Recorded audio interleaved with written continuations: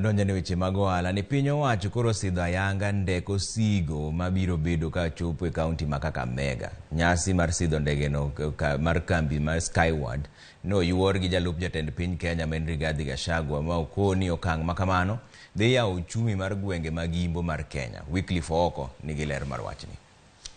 Kaka yorno mar jiwo weche ohala ne jo ohala e gwenge mag Imbo mar Kenya, jalup jatend piny Kenya Rigathi Gachagua ne ochopo e paw ndeke ma Wilson Bure Nairobi mar sidho ayanga ndeke osigo kowuok e paw ndegeno ka ochomo mano ma Kakamega.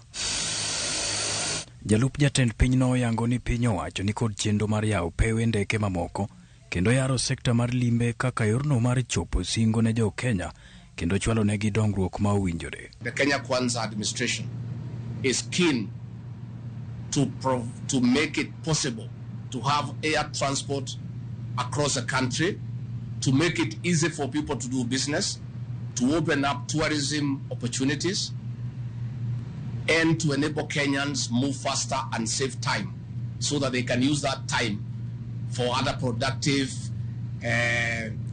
issues in the economy. Kaugoyero kamano ne kambi ndeke mar Skyward, maoriwore gi piny owacho neno ni chenro no chopo kare. Gachagua kwayo jopiny mawuok Imbo mar Kenya mondo okaw thuolo mar tiyo gi ndegeno kaka yorno mar dongo chenro mag paw ndekeno. I want to urge the people of Western Kenya to make use of this facility, to make sure that this airline grows so that we don't just have one daily flight, we have many flights because there are many opportunities in Western Kenya.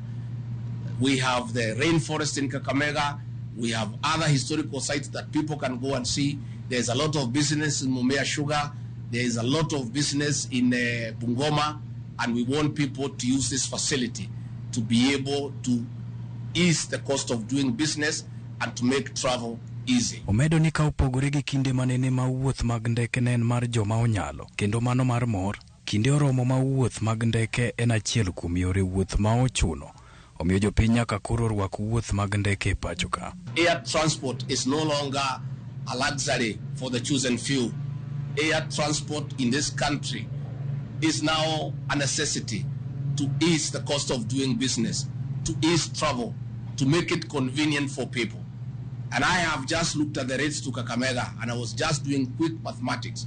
It is actually cheaper, monetary-wise, to fly to Kakamega and back than to drive without now costing the time that you save. Negendo mawuok e kambi ndeke mar Skyward koro bedo ndeke osigo mokwongo timo wuodhe nyaka e lap ndeke ma Kakamega, higni 8 tok ndeke jowuoth mane tayo chenro e pawno chungo chenro mag wuoth kaluwore gi rang'iny mani piny mar kar ndekeno. Paw ndeke ma Kakamega yande ne oyudo omenda maromo milion 170 kowuok kuom piny owacho mamalo kaka yorno mar kongo kendo yaro chenro mage, gino makoro biro golo ohinga ma osetamo johala chwalo mwandugi e chiro e seche ma owinjore.